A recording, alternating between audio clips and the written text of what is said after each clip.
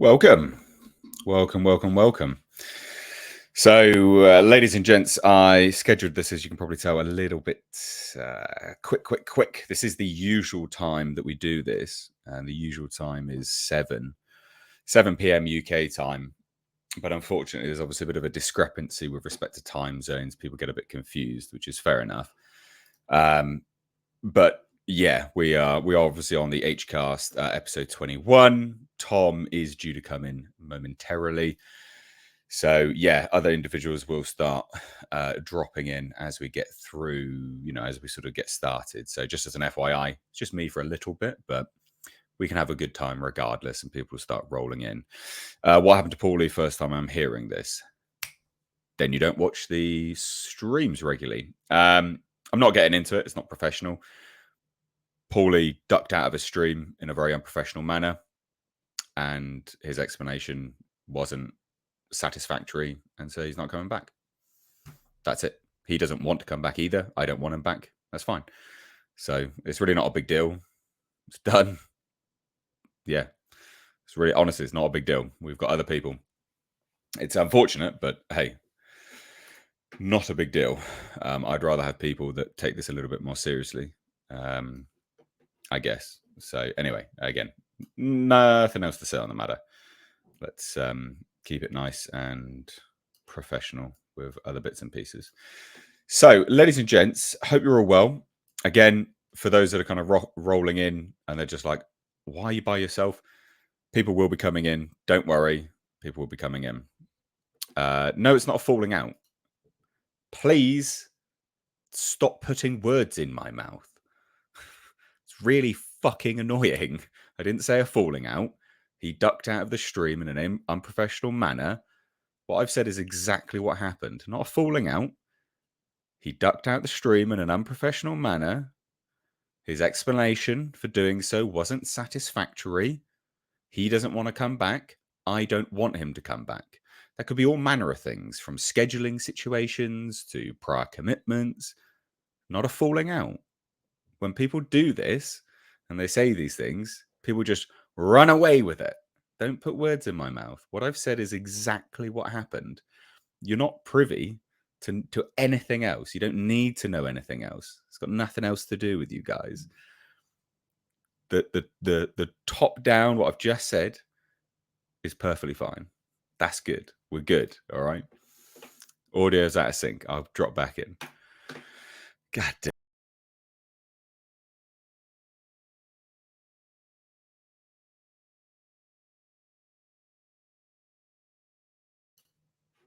We'll see if it works again.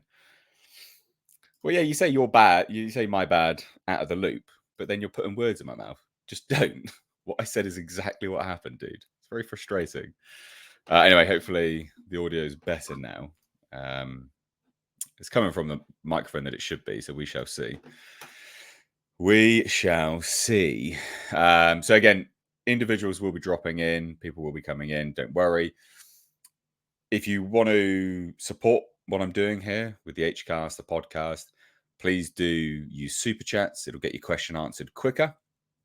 When we've got a big panel anyway, what happens is if you join in and you say, you want to talk on the topic that we're covering, right? So obviously with the panel, we cover topics.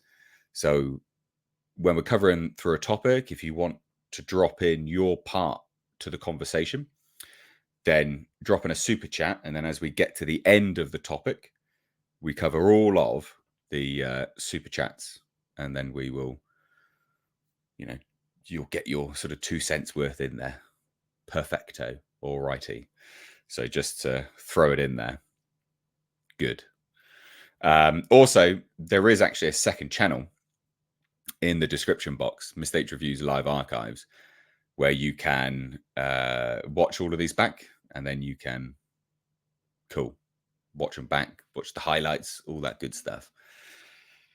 Anyway. Glad it's all in sync. That's good. Very, very, very good.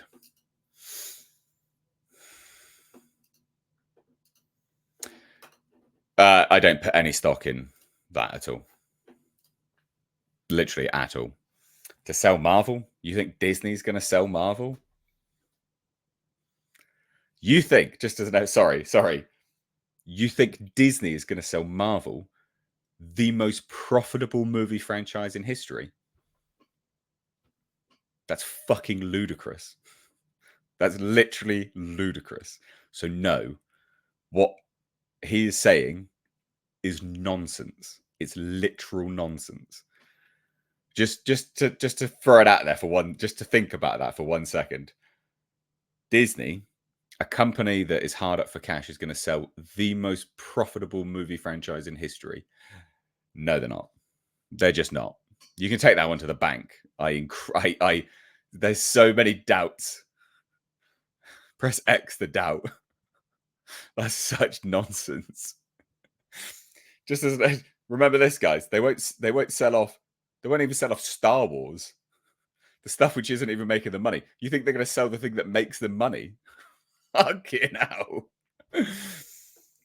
He must think everyone's born yesterday when he said that. That is such utter bollocks.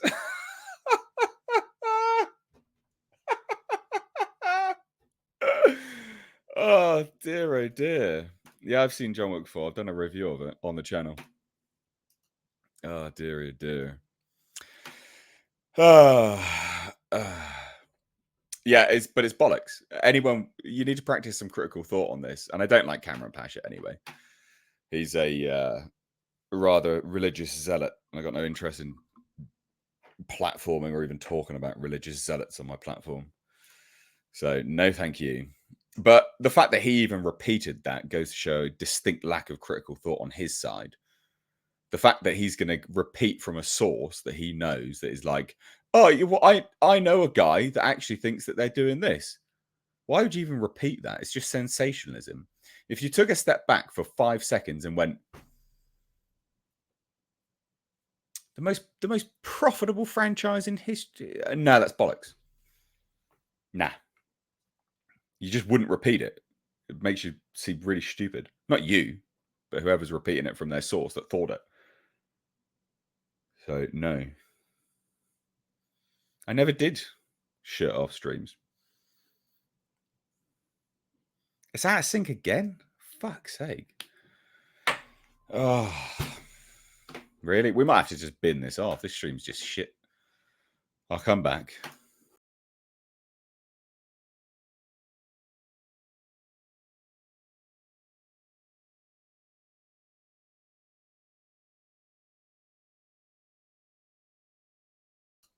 Is this going to work now? Are we in sync? Are we in sync now? Let's see. Culture, you're late, boyo. I'm sorry. I apologize. This time sheet is messing me up, dude. Yeah, I scheduled it a little bit late. I had some things which sort of came. No worries. And I was just doing a member stream, and I'm like, holy cow, I gotta run. So 7 p.m. UK time. I know, but you guys, you guys, I know. 2-week delay on your time change. This is weird. I know. Hold on 1 second, Culture. Let me get your thoughts on this. Oh. Right, Disney are going to sell Marvel. What do you think? No. Yeah, that's what I thought. Why do you think that, Culture? Come on, cultured one. Money. There you go. That's pretty easy. And who's going to buy? You have productions. They're invested in productions in this thing. There's who said this? Cameron Pasha knows a guy that thinks they're going to sell Marvel. It's bollocks. It's utter nonsense. The fact that he'd even repeat that is so fucking ludicrous. It's such a pile of crap. Wait. Disney, hard up for cash, are going to sell the most profitable franchise in history. No, of course not. Do I believe somebody told him that? Sure. I'm just. Yeah, but why would you repeat it? You just laugh at him. I don't know. Nate. Well, this is really weird. Let's start from this framework. This is the only thing you have left that's making money, although it's arguable that Phase Yes. 4 didn't really make any. Yeah. The merchandise sales, this is one of the last things you have that are engaged in merchandise sales. Yeah. You would have to sell it for substantially more than anybody would be willing to pay at this Yep. point in time, and they are in a financial hole. It would be ludicrous to sell off one of the last things you have an opportunity to make $1 billion regularly with. It's I the most profitable movie franchise in history. Disney It are not going to is. sell it. So the reason why I'm addressing this, ladies and gents, is because of course you would have heard it from someone else. You heard it from Cameron Pasha saying it on someone else's stream or someone else's channel. And the problem is that there's an intersection. Oh, I hate that word, but there's an intersection of fan bases that cross over. And some people like to just spout a pile of bollocks because it will definitely get clicks. And they don't like to practice critical thought and go, that's definitely not going to happen. That's sensationalism, ladies and gents. It's very clearly sensationalism. So I don't want you guys to leave this stream thinking that that's even a remote possibility. So I'm addressing it because obviously it's fucking never going to happen. And anyone that repeats that is an idiot. Tom. Oh boy. Tom, you dead? You here? I'm here. Sorry about that stupid time zone BS. What did I miss? All I heard was you were Disney. freaking out. Disney are going to sell Marvel. What Says do you think? who? Cameron Pasha. Oh, I got a bridge to sell. Yeah, exactly. Yeah. Look, it's a rotten bridge. Want to buy a football team? Oh, Sorry, I just Wrexham's for sale. No.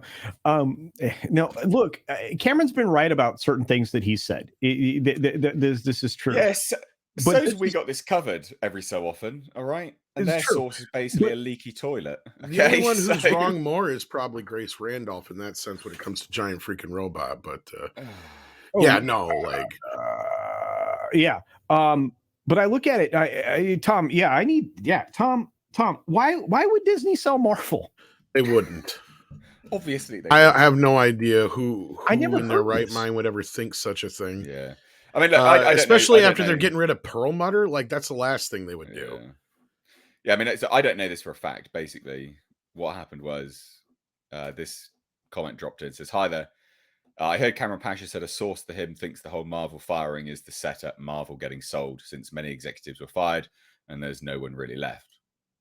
But there is, and also they still wouldn't sell off the only profitable part of their business, basically. Well, I mean, it did clarify. He said it's a theory. A guy Cameron is in touch with thinks nothing more. Okay, but it doesn't matter. You just wouldn't repeat it because it makes you sound like an idiot. The fact you're even repeating it, because you're giving legitimacy behind something which is such pile of nonsense. And just to address something in the chat, no, I don't listen to Grace Randolph. I just can't help it. She constantly gets shoved in my face. You heard it on she's trending earlier and everything else. Yeah. Oh dear. You heard it on Doomcock's stream. Well, look, guys. I mean, KK's fired this week, isn't she? So, I mean, Doomcock says it must be right. Oh dear, oh dear. Oh, goodness me. You know what? Actually, I tell you what, this might be the one week where someone makes a video on Kathleen Kennedy, well, next week or whatever, in the next few weeks, where someone makes a video on Kathleen Kennedy being fired, and it might actually come true. This will be the one time they're up in their chances. Expect the floodgates to open of Kathleen Kennedy's fired videos, because this might actually be the case. Well, so I've been looking forward to the release of the Indy 5 film, because I think this is going to be the last disaster that Disney can afford. I've heard really good things about that film. I've got to keep saying it, because everyone I know that's seen it or was working on it has said very positive things. Really? I've not seen it. I don't know. I'm repeating what people have said to me. Publicly right now, they're nothing but positive. Okay, publicly right now, they're willing to admit that the film cost them $300 million in production budget. It's way too much money. Like, they're never going to make the money back. But apparently the film's good. That would be surprising. Well, throw enough money at something, maybe. Maybe it stakes. But see, consider this, and Nate, you know this stuff when it comes to film finance. They had to hit the pause button on that production. Yeah, well, quite a long time as well, wasn't it? Actually, Yeah, it it was quite a was long like 6 time months. because he That is, ripped his rotator cuff out. So it was a that long is time. so expensive. Mm, And people aren't factoring that into it. Then, how many times have they promoted the film for different windows? yeah, probably about 2 or 3 now. I think probably about 3. Yeah, and so your M&P is going to be off the chart. Mm, They can't take advantage of anything outside of their own theatrical release because they're yeah. not going to lease the property to someone else to show it, exhibit it elsewhere on on demand or streaming or they live in that walled garden of their own streaming platform. Yeah. So what revenue is that film going to actually make them? Oh, your guess is as good as mine with these kind of things. Like, literally no idea. No idea. Tom, what do you think, bro? As far as which part, the Marvel thing, or Sure, yeah, go to town. well, no, I was going to ask you actually, Culture, about that whole DeSantis thing, but we hadn't got to that point yet. I'm sure. Yeah. No, we will. Get No, to but that, like as far as like Disney being in whatever financial situation where they'd ever even be in a position to have to do that, it would never happen. They would just sell the company as a whole, not Marvel. See, now if Cameron had come at it with like, they're doing a lot of this stuff because they are setting, because we've been hearing about that kind of rumor for a while, is that selling it to Apple. It's selling it to either Apple or somebody else like that is a very big possibility. And I could see that happening. Now, if the government would let that happen, that's a different story. But no, like it makes sense on a level of how bad things are right now over there. And look, Disney has so many other avenues that they can go before they'd ever sell anything. And they wouldn't sell anything unless they think they could make some money off it. Yeah. And right now, Marvel ain't worth dick compared to what it used to be. So this is like the worst time to sell it, right? Like it makes no sense whatsoever. And I'm not trying to shit on Cameron or anybody else for that matter, but because I mean, we report things with just the way we hear them. But I mean, look, it's just it makes absolutely no fiscal sense whatsoever. Yeah. So we've got a quick super chat. As far as Indiana Jones, I know it's going to be crap. Probably. I hope it's good, but yeah. Fucking interrupt me, Tom. We've got super chat here, which is about that. So shut up. So we've got a good super chat here, which I think will actually take us off to a really good topic of discussion before we get into our main topics. Tom. John Apocalypse for £2 says, is it worse, Indy 5 being a cash or critical failure? Now, I think this is actually a really jump-off point for a discussion. And I say this because it's actually worse it being a cash failure. And I'll explain. Because they lose a hell of a lot of money. It doesn't matter if it's a critical failure at this point, because if it's a cash success and it's a critical failure, they're done anyway. They don't care. They've banked the money. They're not making any more. It's the last one. Harrison Ford's done. It's the send-off. Yeah, sure, they might go, well, we might want to make some more with a spin-off. It doesn't matter. It doesn't matter. They can reboot it and reintroduce it moving forwards further down the line anyway. But if this is a cash failure, then they're really in the doghouse. Really, really severely in the doghouse. Now, if it's a cash and critical failure, well, that kind of makes sense anyway. But it's worse it being a cash failure for Disney. Tom? Agree? No, I think you said it basically the best way anybody can say it. It's the last film. They've already shit canned the spinoff. So whoever's idea was that, if it does fail, they'll be like, well, that person's smart that they killed that. But other than that, like, no, like at this point, financially is all they give a crap about, because this movie is one of the most expensive movies of all time, let alone company. Because at this point, the only movie that may have cost more is Avatar 2. But we're still hearing that, 300 is all we can account for. There may be more than that. We don't know about the reshoots. We don't know what they're going to end up spending on P&A. They did the Super Bowl ad and all that business. So true. Well, the number that got thrown at me, Tom, was $360 million in production. It wouldn't surprise me. Not counting M&P.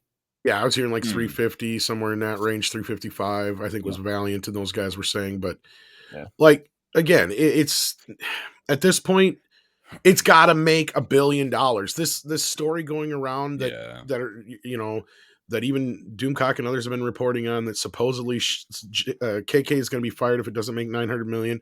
I don't think it matters one way or another. This movie makes less than $1 billion. All hell's going to break loose either way, because this is all she's going to leave on her own accord. End of discussion. Her being fired is not tied to the film making a set figure. All right, whoever thinks that doesn't understand contracts. So she wouldn't have suddenly got that worked into a contract recently. That's not how it works. So that's utter nonsense as well. I don't understand why people parrot this crap. Like, that's not remotely the truth. She hasn't been fired yet. All right, and there's been lots of critical of financial failures at Lucasfilm. All right, okay, they've literally just had to cancel Willow. If this doesn't make a certain amount of money, she's not going to suddenly be fired. She said she's going to be leaving after Indy 5 anyway. That's been long known. Bloody tied to a set figure. Goodness me. I want to suggest that this film makes somewhere between 710 and 780. I think that's a fair range for what I think it'll do in the box office. If word of mouth, if word of mouth on this film is poor, it won't make that much. It's just it right now, and I don't care if you guys can call them normies, you can call them whatever you want, but the normal consumer of media right now is more savvy than they were 5 years ago. They know something's wrong with the things that they're seeing in films.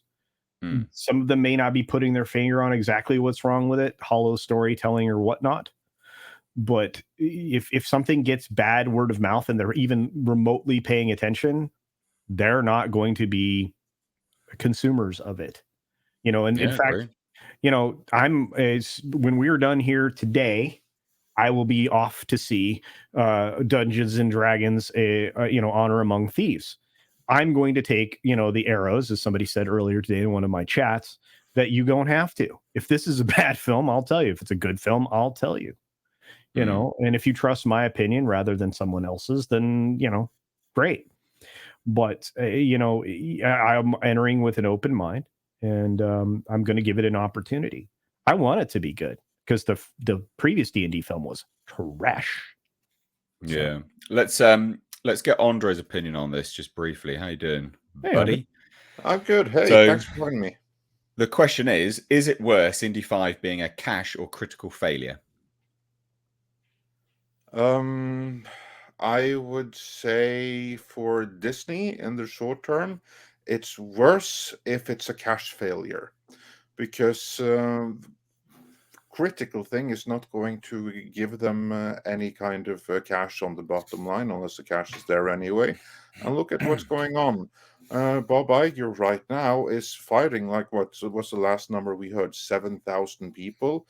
The MCU is failing. Picard is failing. It's failure across the board. If he has to choose between what you want right now, the critics telling you how good and virtuous you are, or money for your bottom line so you can please your shareholders and there won't be a vote of lack of confidence against you, or whatever the term may be, he's going to want money, obviously. Yeah. Yep. Agreed. Yeah. Agreed, and in terms of the earlier question about, like, to be clear, like Kathleen Kennedy, she's probably gone after Indiana Jones comes out either way. That's not really the question. The question is, will she leave with dignity, with all fanfare of someone who has done amazing for Disney, or will she leave with, you are fired for incompetence and you messed out 3 of our biggest brands? And the reason is really simple. These 3 brands, they have been destroyed. It's as simple as that. Now, whose legacy is going to be tainted? Is it going to be Iger's legacy, or is it going to be Kathleen Kennedy's legacy? Or will they share the blame between them? Will Bob Iger be such a gentleman that he's going to be like, you know what, Kathy, you just go with dignity and I'll take the blame and my legacy will be tainted by this? No. That's actually why I do believe that report. Because unless she is fired in disgrace. And there are leaks to indicate that she was let go because she has now ruined Indiana Jones on top of Willow and Star Wars. Then the blame for that is going to go straight back to Bob Iger. That's his legacy ruined, no matter what he does. You don't get to choose your own legacy, as my comrades here like to point out. So if he lets her go with dignity after all those failures, it doesn't matter what he does. He's not going to be Granddaddy Iger or something. 10 years from now, he's going to be the individual who destroyed Star Wars, Willow, Indiana Jones, Marvel, Pixar, and everything. And he knows this. Disney. So yeah, exactly. So he's gonna know that at some point he's gonna have to start shifting blame here. Yeah. And unless Indiana Jones gets some money, why not do it to Kathleen Kennedy? Because she's the one that destroyed his legacy. Yep, quite rightly so. Eloquently put. So, ladies and gents, Nick will not be coming, actually. He's dropped in here for $20. Says, hey, Nate, I just sent you a message that I got called into work, into a work project early, but here's a little something to make up for it. Didn't need to do that, buddy, but thanks. Disney's drowning under the weight of their purchased IPs that they turned woke. Yes. Well, one, you didn't need to do that. Shame you won't be joining, though, today. But thank you so much and hope the work project goes well. Right, so ladies and gents, obviously we've got the full panel here. Just as an FYI, this is the HCast. If you want to support the stream, we're going to be covering a whole range of topics. And as we get into the topic, if you feel like you want to jump in, you want to say something, you want to support as well, a super chat goes a long, long way. And what we do is we spend some time, like we just have done, at the end of every single topic. We allow you to join in the conversation and we cover your super chats. So not only does it help the stream, it helps us, it helps me, the channel, etc. You also get to join in the conversation specifically. Give the stream a big thumbs up as you come in. But we do have some interesting topics. I mean, look, obviously the title of the stream is The Demise of Disney and Marvel. And that takes us off to our first topic, which was news that dropped yesterday that I was not expecting and is bitterly ironic, I guess, in some shape or form. They fired Ike Perlmutter. Ike Perlmutter, the owner of Marvel initially, who sold it to Disney, who then got ousted by Kevin Feige to Marvel Entertainment, who then waged war on Bob Iger, getting Nelson Peltz involved. And then Nelson Peltz backed down because Bob Iger said he would sack people. And then one of the people he sacks is the individual that got Nelson Peltz involved, Ike Perlmutter, who, again, interestingly enough, is notoriously a penny pincher. So to save money, they got rid of the penny pincher. Bravo. Bravo. I mean, goodness me. Yeah, this is the one guy who might be able to get you out of this mess right now. I honestly was not expecting that. What gut reactions when you heard that news, Culture? When you saw that news, what did you think? Petty, petty, petty. That's what I saw. And the reason being is, and I've said this, I think, in Midnight Message in the Mornings in particular, but I'll expand upon it. This is recompense for bringing Peltz into the situation, as Tom was saying. This is a comeuppance of sorts. But here's a guy that I wouldn't mess with at all. He is shrewd. He is calculating. He's been doing this type of high-level chess for longer than even Iger has, the former weatherman. So now he's walking out the door with $1 billion worth of stock, significant investment in the company, probably a magical umbrella over his head.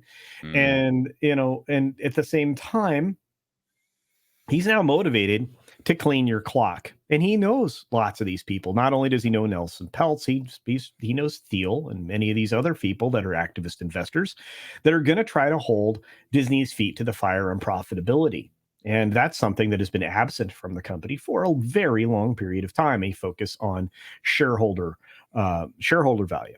And, when Disney stopped doing their stock buyback, that is the point at which you could probably mark the time as when they pivoted in directions to maximize the agenda. But getting rid of the guy who was trying to keep you out of these waters, the guy that was like, Feige needs to end his run after phase 3, that wanted to bring in a new person, getting rid of that guy is not a good look. And if you are trying to preserve a legacy, that's not a good way to go about it. You're taking the guy that got you Marvel in the first place and kicking him to the curb. Oh, by the way, rolling all of the rest of Marvel into the Marvel Studios name, also not a good move.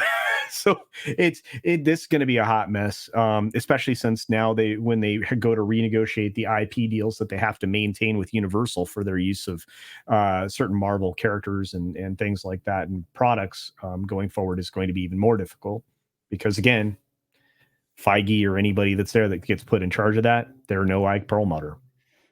Yeah. Those are my initial thoughts. Sorry about that. Long-winded. No, it's good. I wanted to hear it. Andre, I'm sure you've got a fair amount to say on this. I do, and I am largely in agreement with culture, but I have another aspect to it. I think this is more about politics and also legacy, because Hollywood is woke. As I like to put it, Hollywood is woker than Wokerton. And when he fired Victoria Alonso, that shook many people to their cores. How could Daddy Iger do this? He's one of us. He's woke too. So why would he fire this stunning and beautiful Latin ex-woman who is so virtuous? Well, now he has to show that, well, I'm still on your side, which is what I think is the primary reason. I mean, just take a look at the Hollywood trades and also on Twitter. Go on to the blue checks, or those that were the traditional blue checks, not Elon Musk's new breed of blue checks, but the traditional ones, the virtue signaling ones that did good by the regime, basically. Look at their response. They're all celebrating. They're rejoicing over this.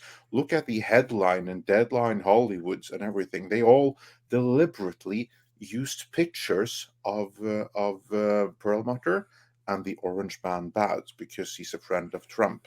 In Hollywood, this guy is viewed as a MAGA extremist, which is code for regular conservative, and they hate him for it.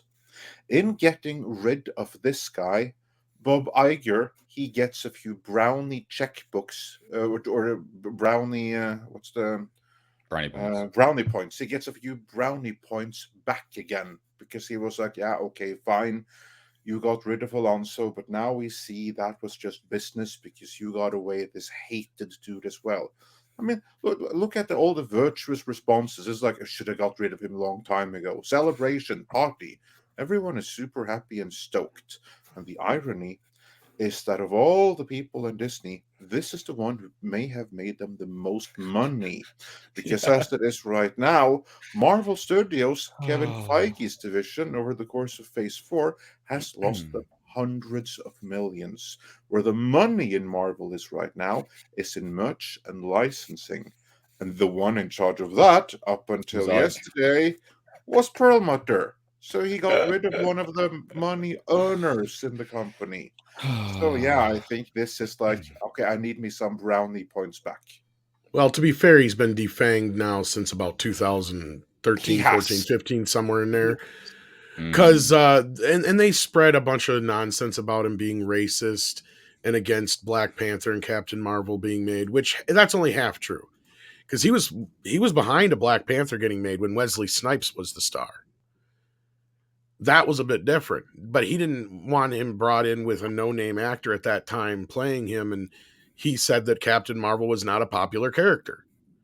And granted, he is also responsible for some other horrible things that happened behind the scenes.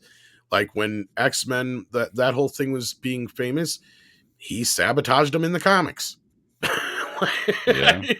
I'm not saying the guy's innocent, but at the same time, he's the guy who said, "Oh, you want more money? Tough shit, make it work." And through through that, I mean, we got decent films. He's also the one who pushed for the Inhumans on Netflix, which was a complete and total disaster. But that was his X-Men replacement, both in the comics and on Netflix. Unfortunately, it was Jeff Loeb that hired that. He was the one that ran all of the Netflix stuff, and Jeff Loeb, he lucked out with his showrunners on Daredevil, but elsewhere, especially on the Inhumans, he showed his true incompetent self, hiring the worst of the worst, and the result of that is on screen. Goodness me. Tom, what did you think when you saw this news? Nah, it's pretty much it right there. Like Andre said it best. That was all I could really add to it, was that he was ousted in favor of Captain Marvel and Feige so he could do his thing. And I'm sure Victoria Alonso and a few of the other people played a big, huge part in that. Because if you go by Iger's story in his book, Iger himself keyed in on Captain Marvel as the next character he wanted to highlight in the Marvel universe. And he went to Kevin Feige, and Feige said, "Oh, I feel the same way. In fact, I would love to do a Captain Marvel movie, but it's this damn Ike Perlmutter. He just won't let us." He says that black characters and female characters don't sell figures.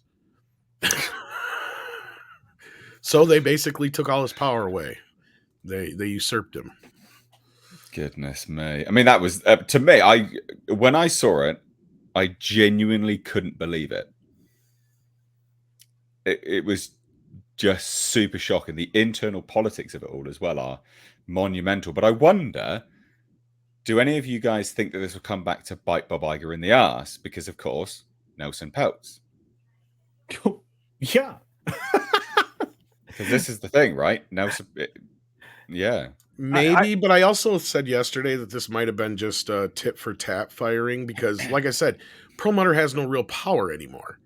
So firing him did a whole lot of nothing. It just gave him a parachute, really. But I want to hear what you have to say.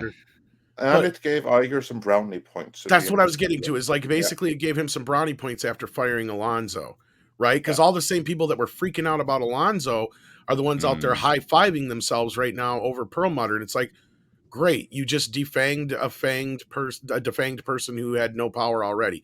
But anyway, Culture, you were going to say something else. I'm curious what you were going to say. No, I mean, all I was going to say is reiterate that I think that as Andre said, this is a guy who controlled the things that were still actually making money, which was the merchandising side of the equation in Phase 4. And again, the deals that they have to cut, regularly with Universal and their continuing battle over the IP, east of the Mississippi River, because that's how that deal worked out. That you don't have anybody qualified to play hardball on that level with Universal Comcast at this point. I mean, maybe you do. I mean, Feige certainly isn't the guy. So, I mean, is Iger going to take care of that personally? And then, sure, you save money by eliminating an entire department, but at the same time, you're doubling down on a studio that's been underperforming for over a year, with 14 different projects that only one of which we could argue made actual profit. I don't see it as an upside, and maybe you're right, Tom. It was tit for tat, and if so, it was poor business, because I think it was a political firing. Yes, and that's possible, but at the same time, that's very petty. I said it at the beginning of my first reaction: petty, petty, petty. That is. Now you created a monster. I feel like at this point, Obi-Wan lifted up his lightsaber and took one for the team. And that's a problem for Disney. I know I selected the wrong franchise, but there you are. I think you just plucked the stone out of Vision's head. Whatever you want to think of it as, but I'm looking at it going, this is not okay. Well, I can't wait to see whether Nelson Peltz gets involved again, because they've got to say they got to do 5.5 billion in cuts. They've got to start making money, and if they don't, he'll be back. Dividend. I think he's going to be back already. Andre, the shareholders meeting is Monday, right? The 3rd. I think so. That is the 3rd. It's Monday, yeah. So right. If that's when it is. Yeah. Oh, it's a shit show. This is what I mean. The demise of Disney and Marvel. So obviously that's Disney's side of things / Marvel's as well. This is them trying to get their ducks in a row, I guess, for sort of centralizing the internal sort of politics of this of the business. That's the way I see it.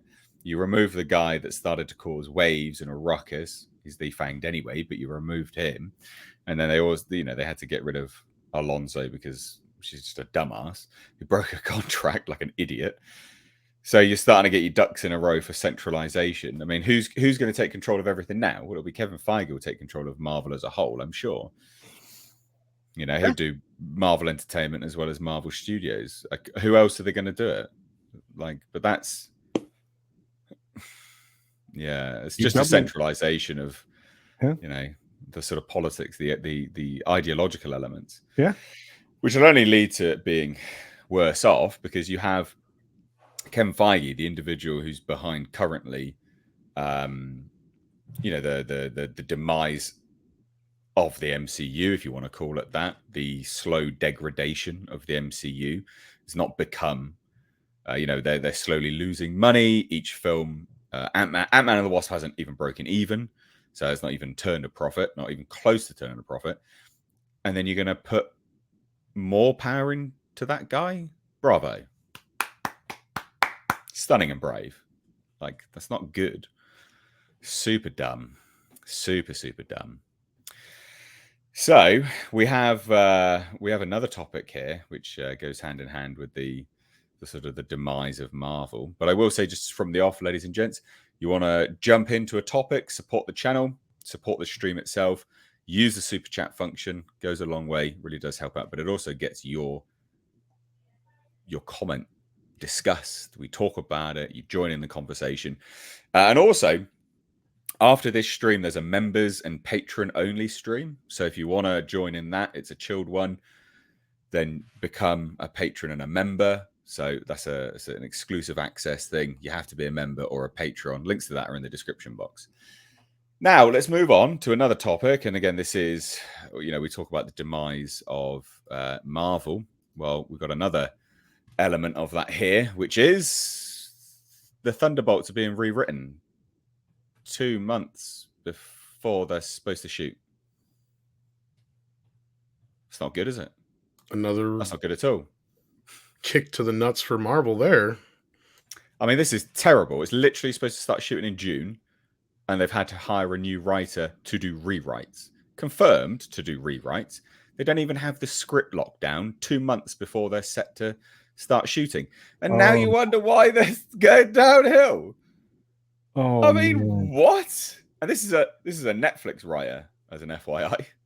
Well, this is the Marvel way, isn't it? I mean, even James Gunn threw some shade probably at them, since they go into production with scripts that aren't completed. I mean, this has been a tradition since Iron Man.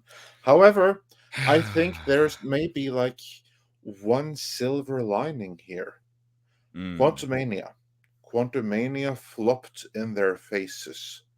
And I'm sure that Bob Iger will have had a very serious conversation with Feige, in which the message was conveyed, I need you to make money again. And hopefully someone took another look at the script and saw, looking at the experiences from Ant-Man, because they do like this mini retrospective / post-mortem after every one of their movies. And if they're honest, they're going to be able to see, okay, the lessons from Ant-Man, actually all of phase 4, are these, and these. And this script right here is doing all of that. So let's have a new set of eyes come in and change that, shall we? I think this can be good news.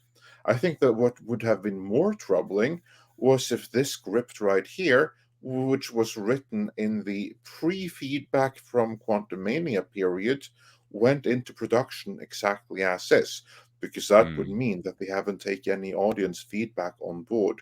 Now they have some numbers that they cannot ignore. Then they hire this guy in 2 months before it's set to shoot.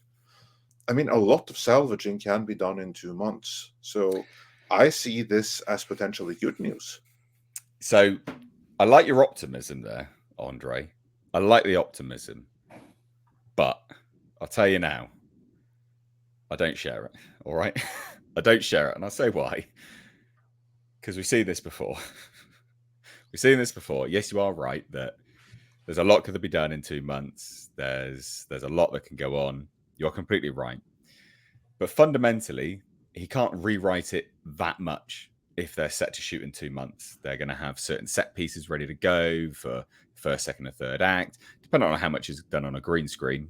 Probably all of it, but you get my drift. So they can't fundamentally change things. They could, lighten dialogue, change the dialogue around a bit by bit.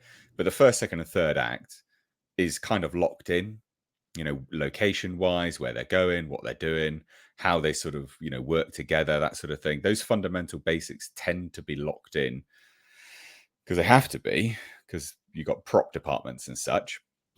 So I don't think they can change too much of it. But I will say as well is that what else are you going to be able to do? Like, we've seen this before from Marvel. They've done rewrites before. You are right, and I like the optimism that this is the best possible chance for them to start doing course correcting, and this is maybe a good sign of that. But I try to remain very optimistic about a lot of stuff these days. This, for me, is I will actually have to believe it when I see it. If this film is nothing short of good, then this just proves that this was a mistake to me. So I like your optimism. Yeah, go on, Culture. You wanted to jump in? Might I suggest that this is most likely a mistake? I mean, because the reason that he's being brought in is because of his previous work with the director. And while they may have a good working relationship, usually those projects are born out of months and months of planning together, not this short period of time. And I'm unfamiliar with any of this work that's here. I don't know Tuca and Birdie. I don't know Silicon Valley, although I hear that was a wonderfully well received show and very amusing. But I can't imagine that it's nothing good comes out of these types of rewrites, especially on this kind of a short notice. Supposedly these stories are locked well in advance. So to have him coming in and essentially rewriting the film, I don't predict. I can't be as optimistic as Andre. I don't know. I mean, Tom, did you weigh in here or no? Hi, Jasper. Puppy. I know. I mean, the one side is this is like what, par for the course, more rewrites, more problems, nothing new, a day that ends in Y for Marvel. But on the other side of it, if they're rewriting it, it means that they realize something was wrong and at least they're trying to fix it now, as opposed to in reshoots. Like maybe this is where we're starting to see a sign of things change from the way Alonso used to work things. Like instead of waiting until the last minute to fix something, now we're fixing it before we go in front of the camera. Which again, you might be right, Nate. It doesn't necessarily mean they're changing a lot. It just means they might be giving it another rewrite. And guess what? What has been one of the number one complaints aside from the woke shit from most films in Hollywood? I can think of at least 2 movies in the last couple of weeks where Culture and I and Andre and others have talked about it, and yourself maybe even, Nate, where you've flat out said this movie could have used one more rewrite. Right? It's good, but it just could have used one more good polish. Somebody to take one more good look at it and say, no, this needs to change. You need to fix this here. You could have a funny moment here. That funny moment doesn't land. Just those little things. Sometimes it helps to get a fresh set of eyes on something and say, yeah, this is just a little too long. You're not giving the audience enough of this. Sometimes it just needs that extra tweaking, and that can make a world of difference in a film at the end of the day. Because the greatest example is Ant-Man, the other side of it. I'd love to see the edit before the reshoots, because from what we had heard was that the director, what's his name? Just forgot his name here. Peyton Reed. Peyton Reed, thank you. He supposedly liked the other version and was crushed that they decided to change the film the way they did at the last minute. So maybe this is a sign of how things are going to be going forward now that Alonso's out of the picture. Yeah, maybe. I see. I like your additional optimism on top of Andre's optimism. It's not so much optimism as it is just it's a good way to make a movie. You don't mess with it after the fact. You look at it ahead of time, fix it first. Yeah, exactly. I mean, optimism, that would be if we said, oh, yes, this changes everything. I'm not saying that. What I'm saying is that my reading of this is that you had Ant-Man just flop, and the time scale is such that if you see shit, we have something here that the audience is going to reject. Now is the time to fix that, and it doesn't have to be like anything major. There are subtextual things that can be done without fundamentally changing the story. I mean, like for instance, if you look at The Batman, my complaints with that movie could have been removed in one rewrite. One Yeah. rewrite would have removed the subtext without fundamentally altering the screen story. Could be the same. And same thing with Ant-Man. You could have removed all of this like Antifa message and Yeah. this subtext, where the subtextual message is that what you have right here is a conflict of ideology between the young Marxist and the older people that are happy with the battles fought and won in the past, and then eventually the older god have to realize that, yeah, you young people who don't know what the hell you're talking about, you're right. We have to create all these new battles and ideology and go Antifa. That's kind of like the subtext of the movie. That is also something that could have been removed in one rewrite without structure changing the structure of the story. It's just that little imagery and those lines which add in that subtext and makes the whole thing so unpalatable. Now, I'm not saying that that's what they're doing here. Maybe they're making the movie worse, but from the outside, if you had a script that was really, really woke, all it would take to fix that is actually bringing one outside guy, maybe someone the director trusts, and says, here, just fix that subtext. So you are right that this guy has worked with the director before, but I will say this: everything this chap has worked on is comedies. Oh boy! So you know that horrible Marvel humor that we've been getting? I would imagine that actually we're just going to get a little bit more. That does sound very plausible too, because that's one of the things that we reported that Bob Iger demanded for Ant-Man. The moment he came in, extensive reshoots were ordered for that movie, and reportedly they were about adding more humor to it. And an alternate reading is that yeah, that's what this guy does. Add in humor in advance, so they don't have to reshoot it in later. Well, that's because that's what they another added, wasn't it? equally That's what they added to plausible Ant-Man. reading. Yeah. Was the humor. They reshot the ending to add it, to give it a lighter ending. So, you know, there is that. Yeah, that potential chance. sounds like it'd be more of a either that's what Feige did to Ant-Man, like Andre saying, or that's the kind of thing that's coming down from Iger from above. Yeah. All of these are equally plausible readings of the situation. We're just gonna have to wait to see how it pans out. Yeah. I can't stand the Rick and Morty humor that they've been leaning into recently. Well, You know, at least they didn't get a Rick and Morty writer. that's true. Well, Ant-Man had one. Yeah. No, but this one doesn't. Oh, right. Okay. Yeah. Yeah. But it's quite possible it's worse, because somebody in the chat suggested that this is an anime. That Tuca and Birdie or whatever it is. It's a terrible animated. Yeah. I'm like, oh, it's not good news. And again, we're just talking about the demise of Disney and Marvel. This won't help. This won't help. This won't help. No, I don't think so. I don't think so. So I reiterate, ladies and gents, we've got another great topic coming up. If you want to join in, super chats are a really good way to join in, but also literally keep the lights on here, support the stream, support the podcast. You want to become a member or a Patreon, you do get benefits after this stream. We have a members and patron only stream. So join, subscribe to that. It'll be a big help as well. Now, talk about the demise of Disney and Marvel. This encompasses both elements. Oh, Jonathan Majors. We've had a lot of... it's been a winding story on Jonathan Majors. Well, now according to TMZ. I know. But Jonathan Majors shows apparently the lawyer has revealed texts from the alleged victim saying that the woman admitted fault. Which I'm just going to say this from the off, right? Because we've covered this extensively. Loads of people thought that because she recanted her story, it was done.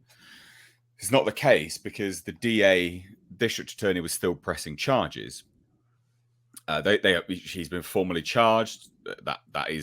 That's where we are at basically with it all. So, you know, sure, we've heard from the defense lawyer, their literal job defending, that she's recanted her story and there's video evidence and all this. But the district attorney would have seen that as well and has still opted to press charges. Now that lawyer has then gone to TMZ and shown text messages. Alleged, you can fake a lot of this video stuff anyway. But yeah, exactly. Why wouldn't you share the video? I don't know. We'll get to that. Sorry. Yeah, no, you're right. Like, you're completely right. Why would you not show the video? So basically, here's what it is, and it is. Who knows, right? So Jonathan Major's attorney says she has receipts regarding the assault claimed against her client.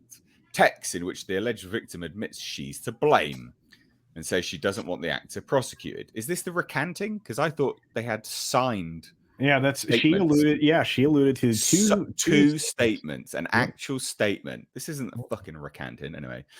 Major's lawyer, Priya Chowdhury, who's a woman, said that the woman in question sent a few texts to the Creed 2 actor hours after his arrest last weekend, admitting that she was the one who used physical force against him. All right, so it's pretty small. Let me just read it for you.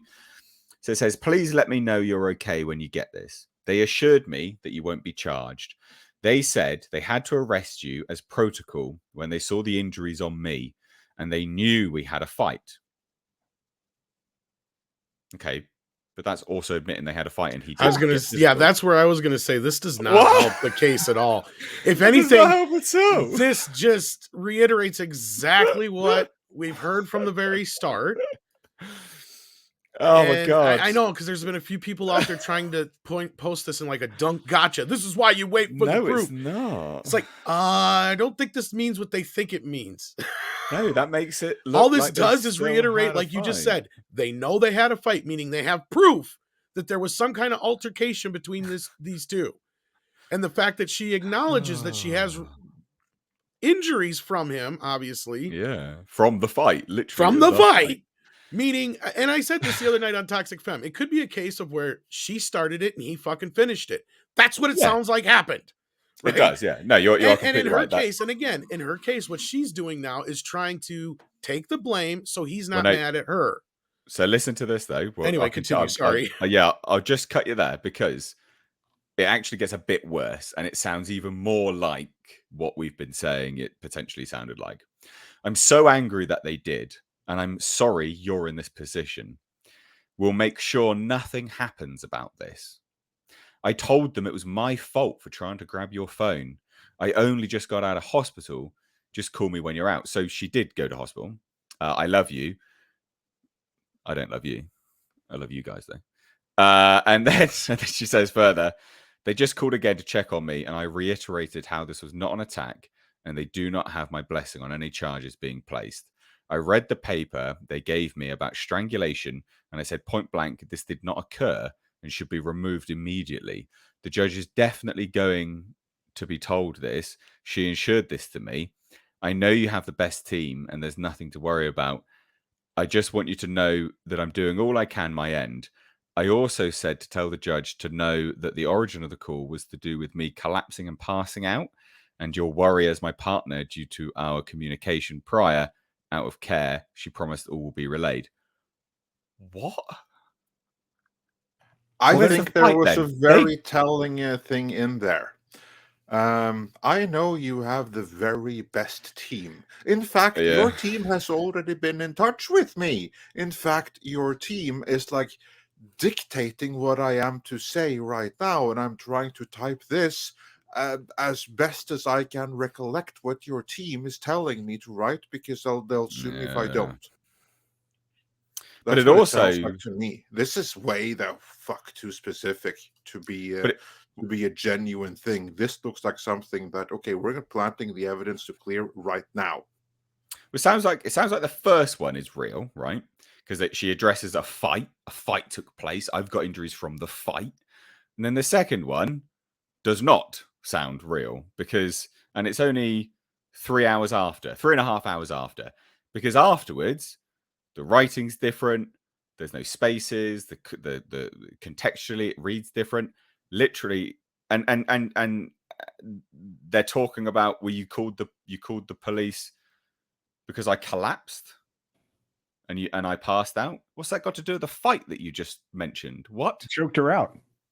Do you see? But if anything, that makes his story look worse on the other. Because see, we were all giving the point that he called the cops the night before, and Andre's saying, well, that kind of helps his side of the situation. Well, this just throws that out the fucking window, because he wasn't calling because he was worried about anything else other than she passed out. Okay, well, that has nothing to do with the fight, like you just said. But yeah, but that's what I mean. Where's the relation? She mentions a fight, and now he called because of it's a complete mess. This is all over the place, an absolute shit show. Culture, you sound like you want to chime in there, buddy. This is terrible. And everywhere the headline's reading like it's an exonerating piece of information. And I'm like, holy crap, this is terrible. This is bad. I don't care how good you say the team is or what the lawyer's saying or claiming the woman had an emotional issue or whatnot. Now I can see the strategy they're trying to build in order to beat this. This is a woman desperate to stay on the good side of this man because it's her payday. I hate that. Sounds terribly cynical, but I can't see beyond it. I can't see beyond that take. Well, that's what I was saying the other night. Both of them are just as guilty as the other, but who sustained physical injury and to what extent? And again, this sounds like you choked me out. Yeah, well, it gets even more confusing because TMZ is like, as we reported, Majors was arrested for misdemeanor assault, aggravated harassment, attempted assault, and harassment after the woman allegedly saw another woman texting him and tried to sneak a peek at his phone. What's that got to do with her collapsing on the floor then? Unless it's from an altercation, it just doesn't. Again, whenever we learn more about this, because there's so many different weird reports, but even this is still apparently from the attorney that said this as well. It just leaves more questions than answers. And then furthermore, Chowdhury told us Sunday she was already working hard to gather evidence. No, Sunday she stated she had evidence. She literally stated, I've got 2 statements from the victim recanting her story, and I've got video evidence. Not I'm trying hard. And she believes there is also video footage. She believes. Oh, ladies and gents, what happened to the actual video footage then? She believes there's video footage from inside the vehicle. But I thought she said confirmation she absolutely did. That's the statement she said. She released it to Deadline, Variety, Hollywood Reporter. I have video footage. Well, you don't. I know why she would say it, though. Because she needs to kill this story dead right away. Because what we're dealing with right here is this guy's entire future career. So this is like the first level of narrative. So they need to crush this story dead as soon as possible. They need to get it out there. There is video completely and utterly exonerating this. This is completely bullshit. Think nothing more of it. This is going to be gone in days. That is what they want everyone to keep saying. They may not have such a video, or as we said like last time, yeah, it's going to take them. They don't have it yet because they haven't made it yet. But anyway, the point is, they're going to say that there's such a video because they're desperate for the narrative to be this is formality. There's bullshit, but there ain't nothing to see here. Move along. We even have video to prove there's nothing to see here. That's what they're going with. On the fact that the video isn't there and the evidence isn't so strong. They'll deal with that later. They just need to get the narrative out there. This dude's innocent. Plenty of people believed it. Plenty of people believed it. We got lambasted when we made a stream about this. People were like, "That's misinformation. What are you talking about? They've got evidence. He's got off scot-free." And I had to address people from the off. I was like, "Guys, The only thing we do know is he's formally been charged. So whatever evidence they said that they had, it wasn't good enough. And now it turns out they don't even have it. So they were right. They were smart because they made people believe it. Holy shit. Sorry, Culture. No, I was just going to say, this originally was presented, right, as two separate statements recanting, right? Okay. Then, as Andre pointed out, when this initially broke and the attorney revealed everything else, it made it sound like there is incontrovertible, support here in favor of what narrative we want everybody to portray. This is brilliant PR scheme, but it ain't gonna work when you keep working forward through this whole process. It doesn't sound good, and you were 100% right about tone, because I blew this up, by the way, so that I could read it, so it was up there in big print. That the tone in the way this is being written and the particular parlance, whatever you want to call it, is entirely different than the first message. Entirely different. Yeah. It's honest. It's honestly just like Andre suggested, or maybe it was Tom, that this is a hostage video. We just don't know it. Right? Yeah, financial hostage. Well, I think it's more or less one of one and one of the other. Like I said, she's trying not to make him mad now, right? Because you said, Culture, chances are they live together. It's probably her only means of income. Yeah. And again, and I'm not trying to say that this means he's guilty, but how often, and we said this the day that this stuff all went down, and I think on our last show here, where we said a lot of these laws are in place because of women who are in fear of being abused again if they don't recant. So these laws are in place not to just protect them, but also to protect the cops in the state, to make sure that they do their job so nobody shows up dead and they get sued. Yeah.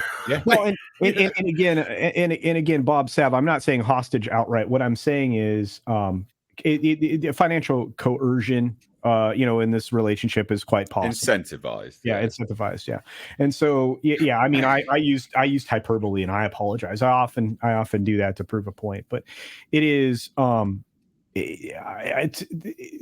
sorry. This looks worse. And every headline you read about it, whether it be in any entertainment source right now, including TMZ, it's being characterized in the headline as this is solid information that, blah, blah, blah. And I'm like going, really? It says exactly the opposite, and the fact that the DA is continuing to move forward on this, maybe that has something to do with what's going on in that particular DA office right now in relation to another case that they're quite embarrassed about, so much so that they've had to delay a grand jury for a period of a month. But that will set that to the side and just say that, maybe they need something to distract. This is a hell of a distraction. And I think, Tom, you and I talked about this the other day. I don't think this is going to hit I don't think this is going to hit trial in time. Or maybe it was you and I, Nate. I don't think this is going to go to trial in a timely manner. I just don't. I think this isn't going to hit. Scheduled like May 8th, I think. If I remember. I don't think it's going to hit that May 8th date. I think it's going to extend longer, and that gets worse for Marvel. Consider this: you may have to pull the plug on a guy that you've artificially created as a star. Think about all of the millions of dollars in money that Disney has spent on this guy and pushing him to the forefront and trying to make him a star. Think of all the pushy, puffy things that go into the, supposed magazines like Vanity Fair and all of that. Entire spreads of this man, all buffed out and everything else. Anyway, sorry, I can go on forever. Well, to be fair, the audience already pulled the plug in all of that by rejecting Quantumania. Yeah. Yeah, I mean, again, this is someone that Hollywood is desperately trying to make a star, especially Marvel. I don't know that the audience is buying it. All the hype that I see is of the bought kind. I don't see any actual interest from the movie-going audience. Everyone I see is just shrugging their shoulders, and I don't know anyone that was that impressed with what he did in either Loki or in Quantumania. No, I agree. I would agree. So there's our latest with Jonathan Majors, I guess. absolute shit show. Absolute shit show. So we've got a super sticker from Tom Workin. Sorry, dude. Should have got to this a little while ago. But thank you so much for the $2 super sticker. Really do appreciate it.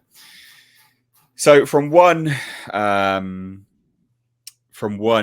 comic book movie company to another that makes films, we've got some interesting news on DC.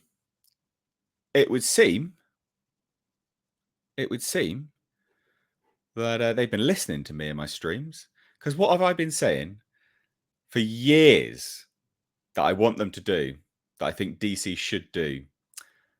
A body horror Clayface movie. I've been saying it for bloody years, literally years. And what's happening? Well, Mike Flanagan pitches a pick on Clayface to Warner Brothers DC. What? They've been listening to. They haven't been listening to me, obviously not. But, and FYI, this might not be what I wanted it to be either. But here we have it. Here's the news, right? Dr. Sleep filmmaker Mike Flanagan, he's sort of chalk and cheese. Some people love him, some people don't, has pitched a feature version of Clayface over at the studio, several sources tell Deadline. However, no word on greenlight yet, and the studio has not said no. There are no offers and no deals, though typically a DC supervillain in the Flanagan pick, should it move forward, he wouldn't be a bad guy. But you can still do a body horror version like that as well. You know, you use the being of Clayface as the body horror element, and he doesn't have to be a bad guy for that either, although he should be a bad guy. Word is that Flanagan and his Intrepid Pictures partner Trevor Macy had a meeting with DC bosses James Gunn and Peter Safran. Flanagan, we understand, wasn't pitching the character to be part of Matt Reeves' DC Elseworld, the Batman 2 set for an October 3rd, 2025 release date. That said, other sources are telling us that the scripts are constantly changing and that Clayface is a big addition to Matt Reeves' The Batman 2. So he's either going to be in Batman 2 or he's not. And if he's not, he's going to be his own movie, maybe, if DC pick this up. So, look, I think they should absolutely, I've been saying it for years, make a body horror Clayface movie. The thing that gets boring about these comic book movies is you don't shift genres, right? You don't go, right, we're a comic book movie, but let's properly embrace sci-fi with it. Let's take a comic property and put it into a different genre, you know? And you could do that so easily with Clayface. You could make it absolutely amazing. You imagine The Thing, but with Clayface, you know, his body all ripping apart and pulling apart and open and really horrific, and then molds himself. I mean, look at the picture. Like, he lends himself so expertly to being body horror. It could be disgusting, but so cool all at the same time. You would get people there. It wouldn't even have to cost much money, especially if it's a horror film, right? You think about Joker, how much they spent on that and how much money they got. That would be amazing. Well, that's kind of where I see this more in the vein of is like a Joker thing, right? Like it's its own thing. It doesn't have to be connected to anything else. Like Joker apparently was a take on Taxi Driver. This can be more of a take on like, you know, The Thing, or even like The Fly or something to that matter. Yeah, like, The Fly, more like. That's what I was thinking too. Like a Cronenberg body horror. Yeah, no, and the fact that Gunn and Safran are taking pitches, that's good news. That means they're taking outside pitches. They're not necessarily just confining themselves to their own, you know, little writer's room or whatever you want to call it.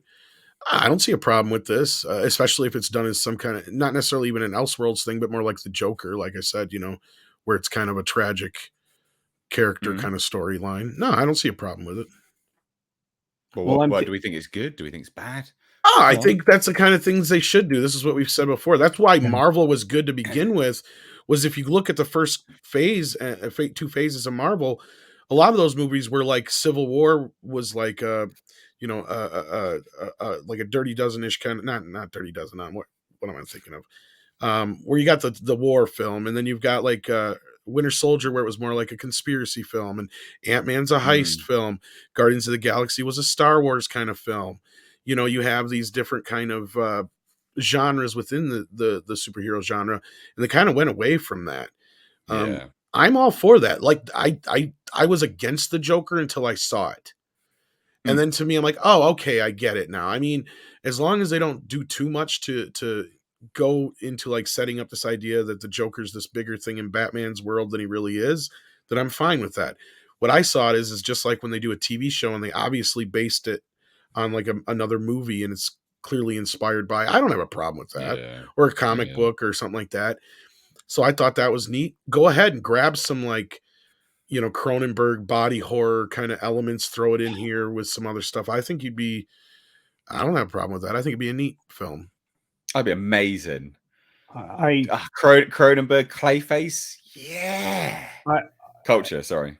No, I just want to say and add to it. I think everybody here is right. I think this is something they need at DC desperately, and they need to. And so Marvel needs it too, but DC needs to get back to focusing on one character at a time and creating like something around them, and maybe not tying it to anything, or maybe tying it to something later. I think the idea of a connected universe is great, but being able to come off with these one-off projects and have them sell well and be in their own genre, that's the thing about. Well, that's the thing about this Clayface movie, right? Like, if Matt Reeves takes Clayface, right, it can never do anything else. It has to be because of the gritty realism of that universe. If Matt Reeves takes Clayface, it has to be there, done, whatever. But if you don't, and you go, right, Mike Flanagan pitches this Clayface movie, perfect, and it's like Cronenberg-esque, it's what I want it to be, basically. Yeah. You could then put that anywhere. It could be a standalone movie. It could be DC Elseworld horror, right? You could do that. You could spawn a whole new range of DC stuff, or you could just fold it into the new DC that they're going to create.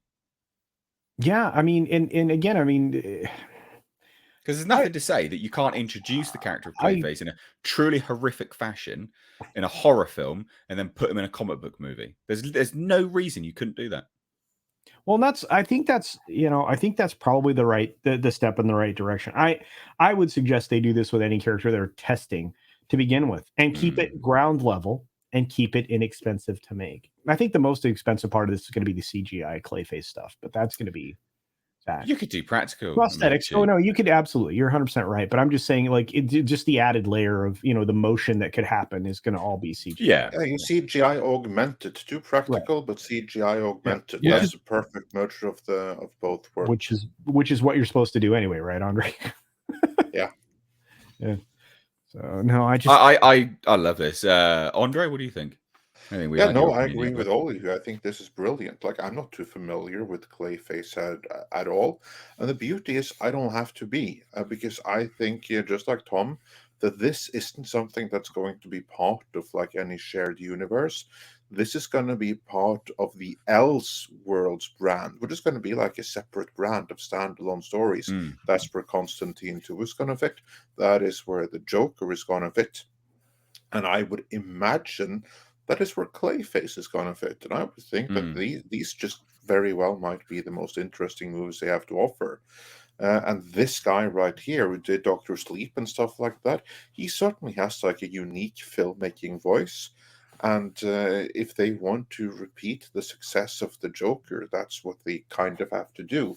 With like filmmakers that have like a very unique voice, you have to be really careful about hiring people like that to work in like the sandbox of a shared cinematic universe. Because then they have to curtail their creative talent and impulses to work within a larger tapestry. Some filmmakers can do that, most can't. James Gunn is an exception. Most of the time you'll be getting a Rian Johnson. That's the beauty and the power with like this whole Elseworlds concept. There you can make these truly unique movies on the side. And then magic can happen there, and if something flops, doesn't matter. It doesn't affect the larger thing here. So yeah, no, I think it's brilliant. I wish them well, and I hope that this is successful. And not only that, I hope we'll get other such interesting villain stories. I want to see a Von Buck movie. Von Buck being the villain from Kingdom Come. Let me suggest one other thing in addition to what Tom said. The fact that they're taking outside pitches from people who've cracked stories that have like something to tell, that's very encouraging. Yeah, that's a good sign. And when you look at the fact that, as Andre suggested, they don't have to be part of anything shared, but you can take that characterization and move that into a shared universe if it's done right. I fully expect, that could happen rather easily, or as Andre suggests, exist in its own Elseworld, which isn't a bad thing. The ultimate goal is to take IPs and make money with them. And if you can do that, even if it's a standalone film, look at what the Joker did, as Tom referred to. You spent 55 million on something and you reap $1 billion. Yeah. Unbelievable. Yeah. Staggering achievement. Tells you something. Yeah. Tom Workin joined in this conversation with a $5 super chat. So again, you want to join in the conversation? Super chats are the way to do it. And he says, Clayface could be very timely with pharmaceutical companies under the microscope currently.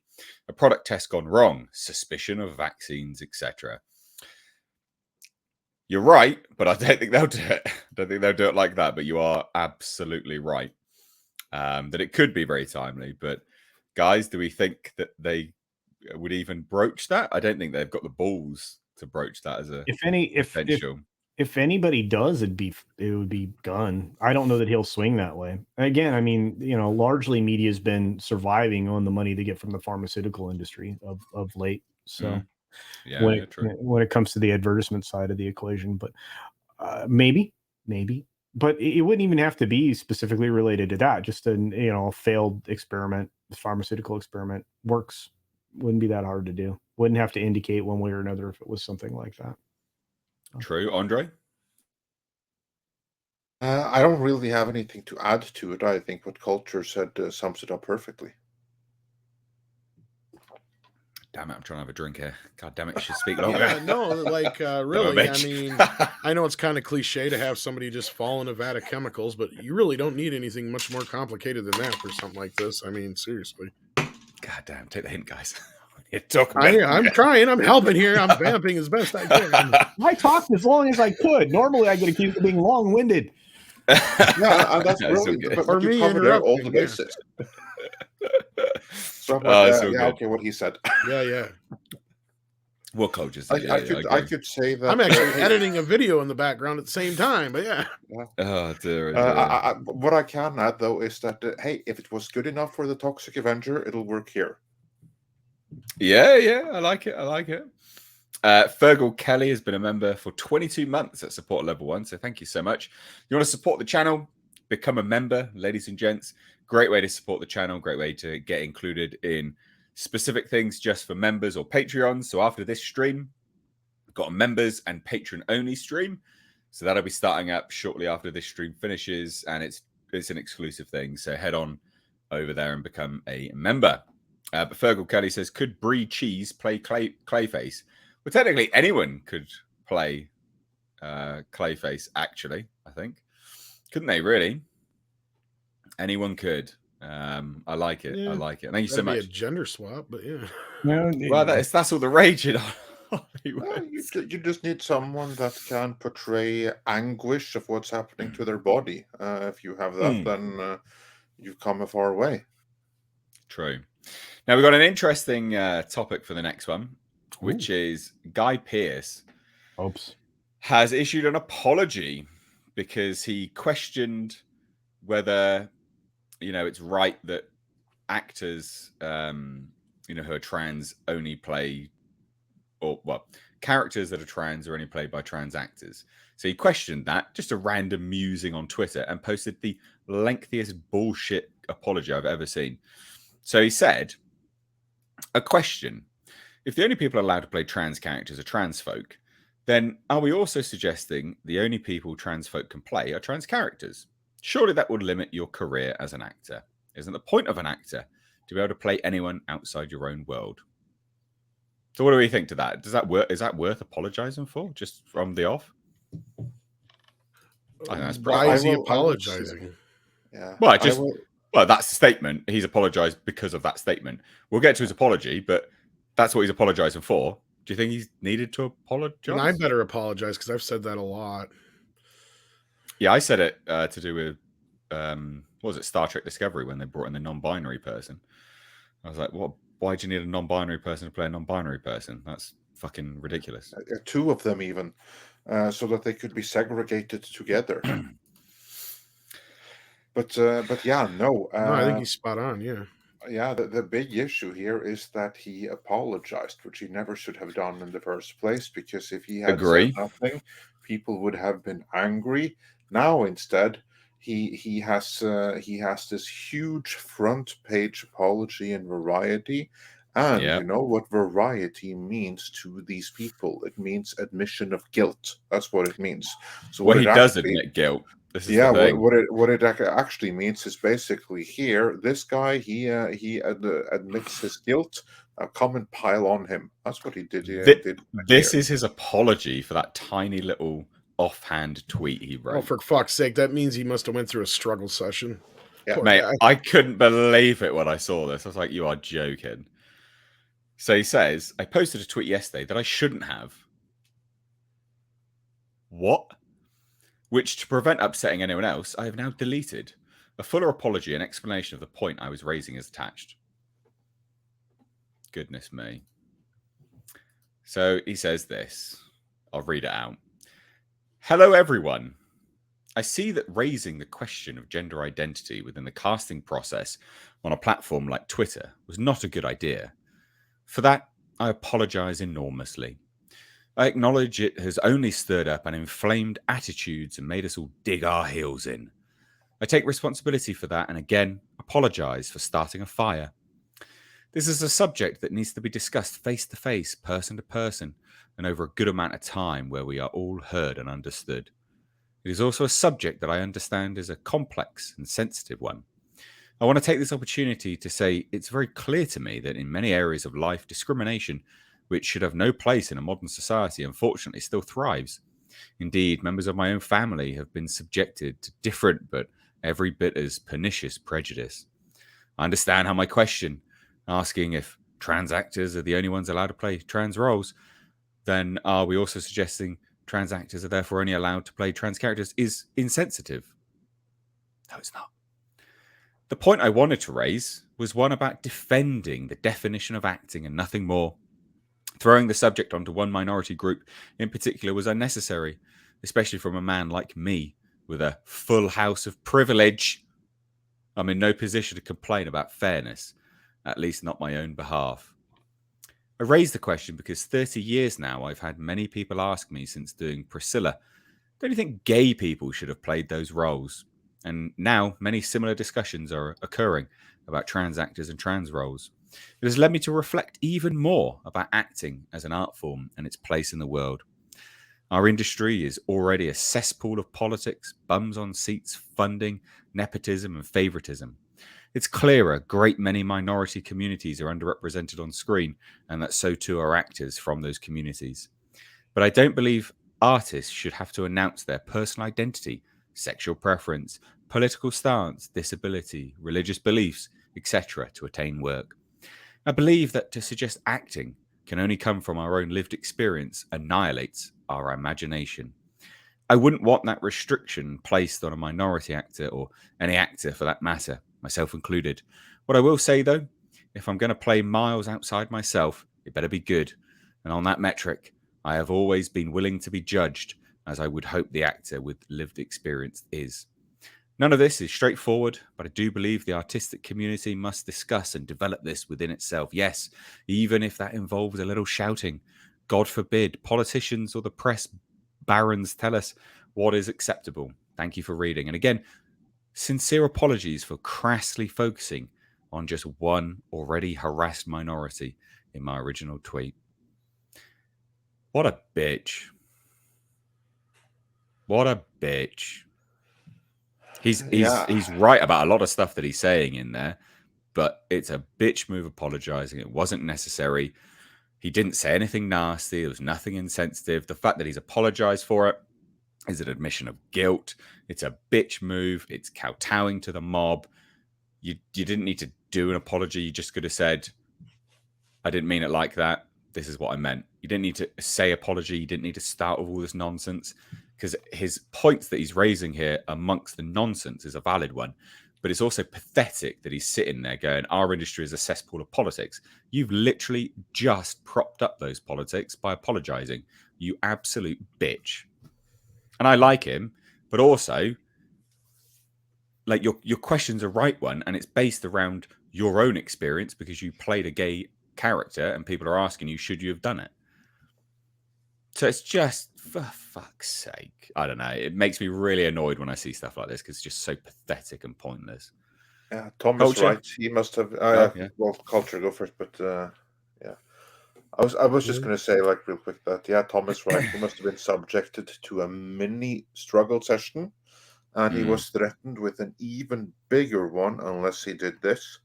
And now, when he's done it, now is when he's going to be tainted as a transphobe for forever going forward. Culture, take it away. I think that this indicates that he's being leveraged against his representation, because this is another form of coercion. I would anticipate that his representatives were contacted immediately upon review of said tweet. They insisted on a mini struggle session, perhaps, but what they usually do in this situation is say, you know what, this is going to backfire on us completely, and if you don't apologize us for this immediately, we will pull our representation from you and make it very public, because this is very embarrassing for all of the goals we are trying to accomplish. Sorry, I'm using asshole speak. I apologize. No, and I think I can quote Billy Joel in saying that we didn't start the fire. Okay? It was always burning since the world's been churning. And that means you don't need to apologize for it. You're right. Everything he said in his original statement is 100% correct. He threw in some very good bits in his apology, which, again, that just deflates everything he's saying at the end of the day, because I've been saying it time and time again. People ask, the number one question we get asked more than any other question, and I'm sure, Nate, it's the same for you and anybody else who's in YouTube in our sphere right now, is, when is the woke going to end? Yeah. That is what we get asked more than any other question.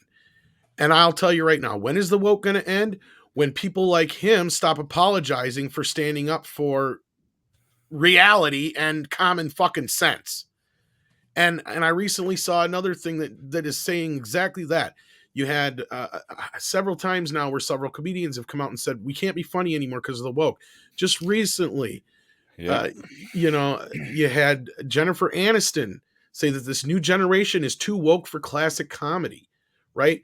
Actors, creators, they need to stand up and say, enough's enough. I'm not going to coattail to this.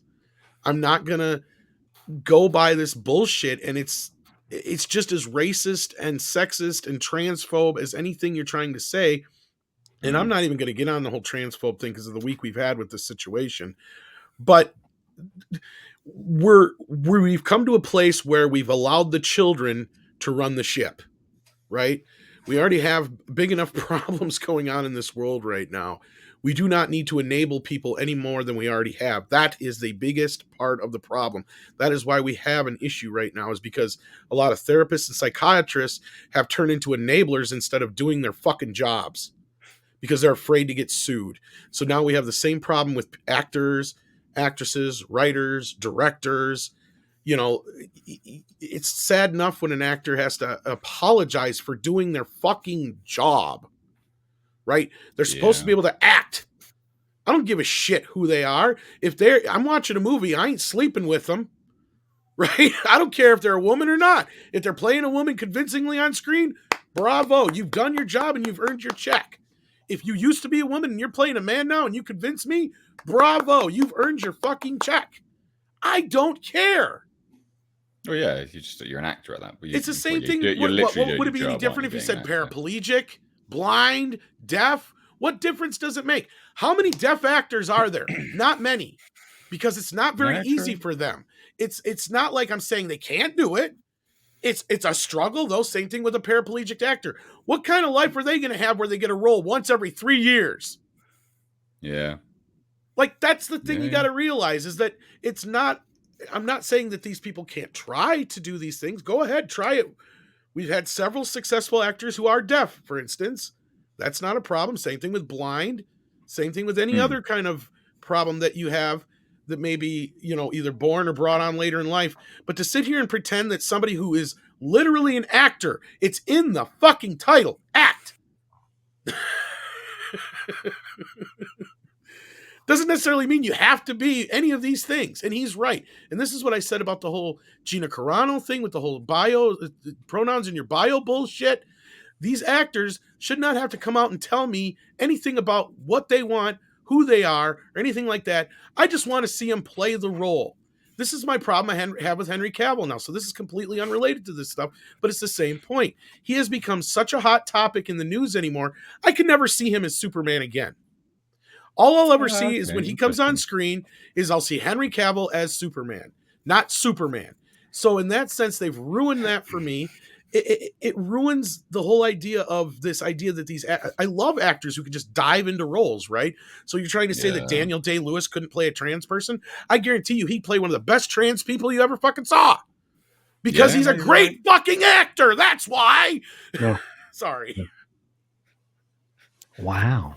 But you are right. You are right. Andre, you got anything further to add to that? I think Tom's eloquently put it all, rather crassly, but eloquently. However crassly, Tom actually put it really, really well. Absolutely and did. We have some great performances, which right now are unacceptable by Hollywood standards, and some of them are very, very recent even. I mean, let's go no further than back to 2018's remake of Suspiria, which, by the way, is a great, great remake of an otherwise great movie, and it did not deserve to flop like it did. But in that movie, Tilda Swinton, surprisingly, plays 2 roles. It was only announced that she plays one, which is obviously her, but she plays another role as well, which was unannounced because they used like a different pseudonym, but it's an old dude that she's playing. And if you don't know, you're just going to see there's something weird about this old dude. But it's actually Tilda Swinton. And to me, that's actually brilliant. It adds like a different layer to the movie. But today you couldn't do that, although you could 5 years ago. Now you place such restrictions that you are taking away what it means to be an actor. Yeah, I agree. Yeah, like it's literally you must have lived this or experienced this. It's the same. It's the same principle of like you can't write it's the same. Like writers are given exactly the same thing. You can't write this story about like Black people, for instance, or gay people, unless you are that. It's like, no, you can. You absolutely can. It's the same principle. Like you don't have to be those things to act those things. As an actor, a writer just writes. If they're a good writer, they can write a story about anything. Same as an actor. They're a good actor. They can act anything. It's fine. Absolutely ludicrous. So yeah, Pierce, he had the right point, and he didn't say anything wrong, and it's a shame he apologized. Apologizing. Yeah. It is. Tommy Reviews for $5 dropped in, so thank you so much for supporting the podcast. Thank you so much. Says, hail, Mr. H, Midnight's Edge, random. We've got my Martin 4K and the trailer for Romero's Resident Evil documentary came out, and look forward to see it. Thoughts, gents? I don't even know what this is. What's this? Oh, Romero was initially going to make a Resident Evil film that never came about, so evidently they're making a documentary about it, or they did. Oh, that's the first I've heard about it. Wow. Yeah, I'd never heard of that. Check that out. I don't know. My Martin got canceled because I don't think they could send it overseas. But anyway, sorry, Andre. No, that's stupid. Yeah, no, like I have to admit that I'm not a huge fan of zombie movies, so I'm not a fan of Romero. But I'd be interested in watching that documentary. Although I do think the movie was probably better off being directed by Paul Anderson, who ended up directing it. It's actually the best thing he ever done, if you ask me. I don't think that Romero could have done half as good. Yeah, I agree. Tom Working dropped in with $5. Says, conversely, should serial killers only be played by serial killers? Yes. That's a valid point. An unnecessary cap on what amounts to pretend. Men used to play women on stage. You are completely right. I can assure, where does it end? I can assure you right now, I would have multiple roles at the moment. Oh, Andre left. Timing. He's like, I know more about you now, culture, than I ever wanted to. I'm ducking out. I suspect that there he is. Don't ever want to hear from My you. internet just crapped out in the background there. Sorry about that. That was the best timing possible. Culture basically admits to being a serial killer and you just vanish. Oh, goodness me. Fergal Kelly drops a Daniel Day, My Left Foot. Yeah, Yep. exactly. Yep. Oh, exactly. Right, so we've got one last topic Ooh. to round out the podcast before I take a very small break and then we do the members-only stream. But Netflix is being sued over No Limit. It's a film that suggests a freediver killed his wife. So this is really recent. Okay, so Netflix was sued on Wednesday over No Limit, a fictionalized film that suggests a freediver deliberately killed his wife in a diving incident. The French language film is based on the true story of Francisco Pipin Ferreras and his wife Audrey Mester. They were a celebrity couple within the world of freediving, an extreme sport in which divers descend hundreds of feet without oxygen. Yeah. So Mester drowned while attempting a dive in the Dominican Republic in 2002, and after the device that was supposed to carry her to the surface malfunctioned. The film itself tells a story of Pascal Gautier and Roxanne Aubrey, a fictionalized version of the couple. Gautier is depicted as abusive and jealous of Aubrey's success, and in the climactic scene, the film strongly implies that Gautier sabotaged her compressed air tank, leaving it without enough air to bring her to the surface. So Ferreras filed a defamation lawsuit on Wednesday, alleging that the film portrays him as a murderer.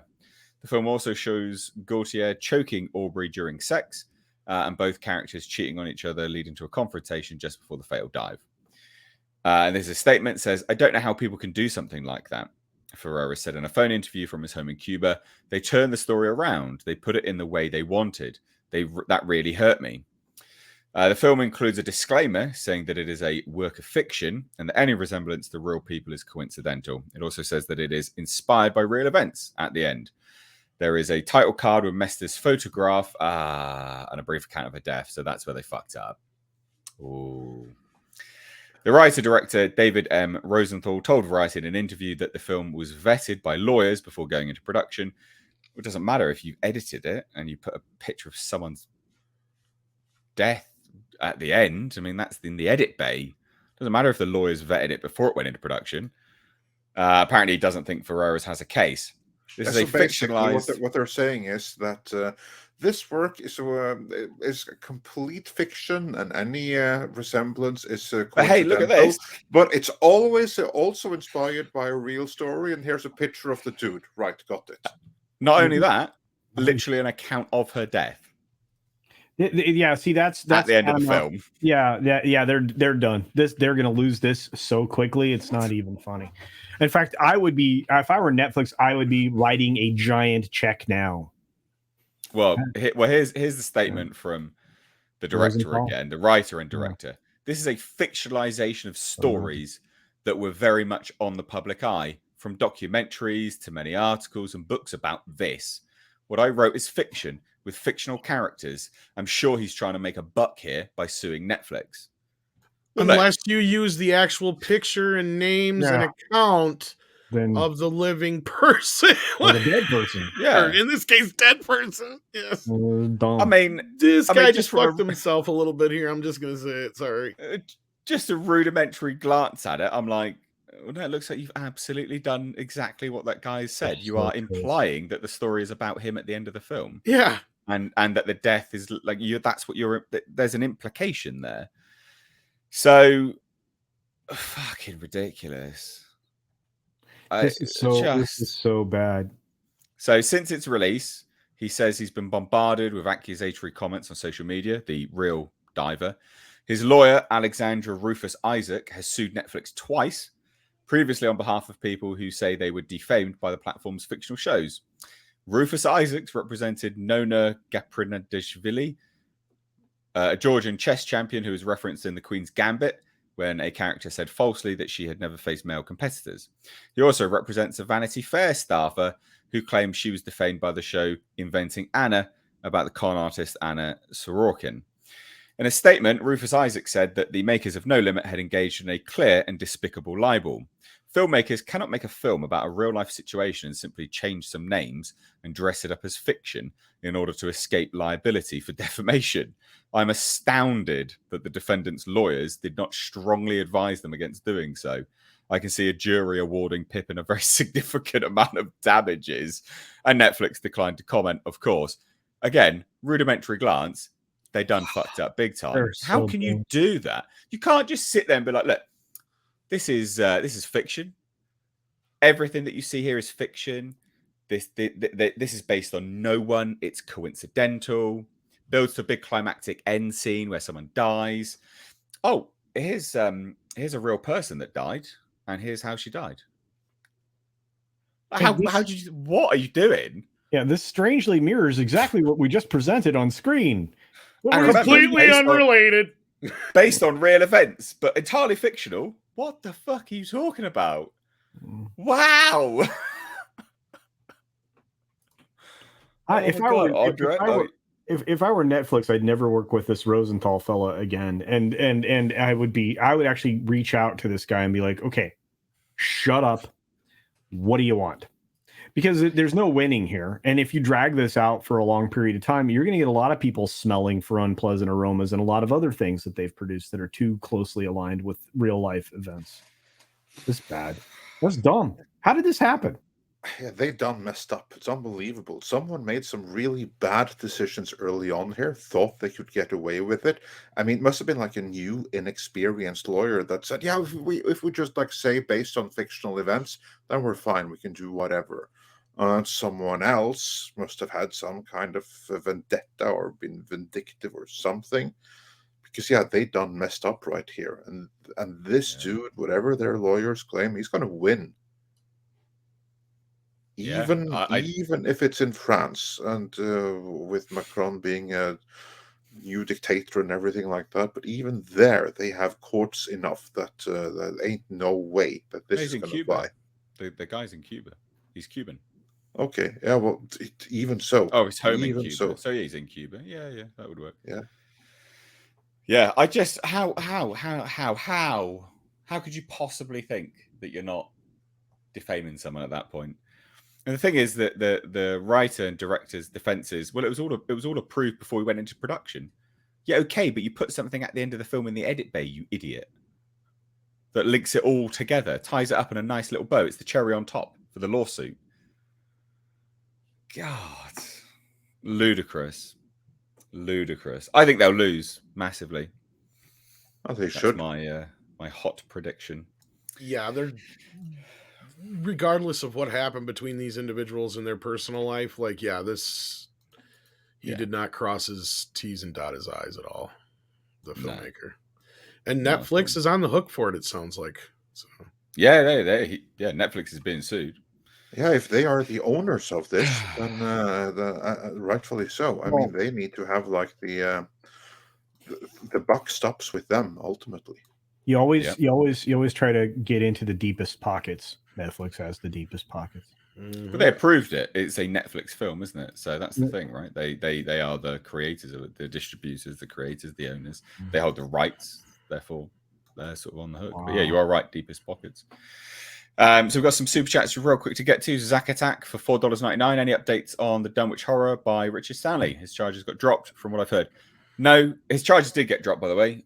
So Richard Stanley got Me Too'd. He went to court and charges are dropped. Done. No issue. So he's done. But no, I think, unfortunately, he has just been cancelled universally, which is a shame. Massively. But yeah, I've not heard anything on it at all. Tom working for $5 says, should male writers be penalised for writing for women? Well, don't mansplain to them.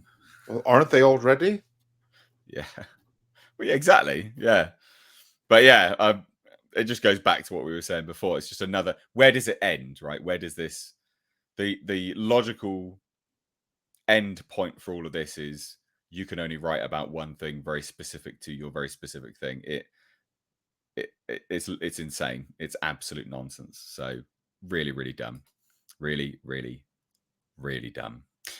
But with that being said, ladies and gents, this has come to the end of the Hcast episode 21. So if you want to join in the after hours members only stream, become a member, become a Patreon. The link's in the description box. For those members and patrons wondering where it is, Patreon, it's already been posted. Members, you can find the link to the stream in the community tab. So it's there. I think, although I may have... Let me have a look. Yeah, community tab. So you can find it there. Check that out. What's going on, everyone? What we got happening? What's new with everyone? What you got coming up? I hear Tom's working on a video or something. I'm working on a video. I got Mead later. I think WDW Pro is having me on in between here at some point. Busy man.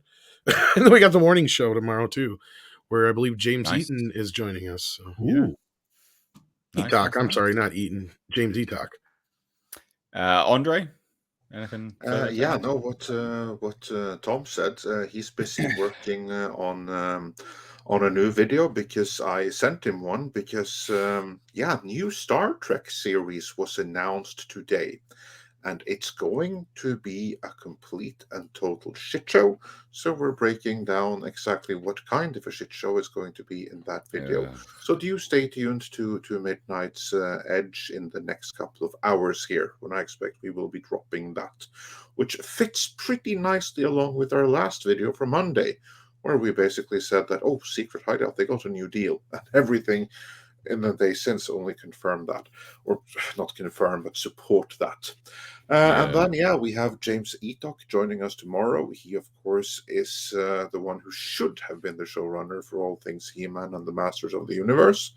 And it's funny that you mentioned WDW Pro. I did a video with him earlier today, which I expect is going to be released in the next 24 hours or so. So, yeah, busy. Cool. How about you, Cultured? Yeah, actually, I was featured today in a WDW Pro video myself. One where we talked for about 40 minutes on several subject matters that I think will be tying nicely to what we just did here for Mr. H. So it's excellent. And of course, I do the 6-minute every weekday. Bonus time on Tuesdays and Thursdays, which should put me right in line with being on this show now that the time is lined up once again. And won't be in the situation where I arrive late, which I apologize for. I'm going to go suffer the indignity of viewing D&D, Dungeons and Dragons Honor Among Thieves film in just a few moments. So pray for me. It could be good. We'll see. Yeah, I'm seeing it tomorrow. I'm looking forward to it. Well, yes, Andre, but this is really weird for you. Looking forward to something. Hey, it doesn't have enough. I'm teasing him. I'm teasing him. Low play. But anyway, thank you all so much for watching, ladies and gents. So we'll be back on Tuesday. Next week, Sunday, I'll be doing a stream just for you guys, just me hanging out, that sort of thing. So tune in on Sunday night. It's normally around 10 or 11 p.m. UK time. It's just a chill stream. As Nick does chill streams too for $9.99. He's doing a chill stream tonight over on Echo Base Network. I'm so surprised. So there you have it. He's dropped. Yeah, I'm so surprised too. He never does that. But yeah, guys, thank you so much for watching. Ladies and gents, hope you have a great evening. Members, patrons, join the members only stream. From me and everyone else, take care. Bye-bye.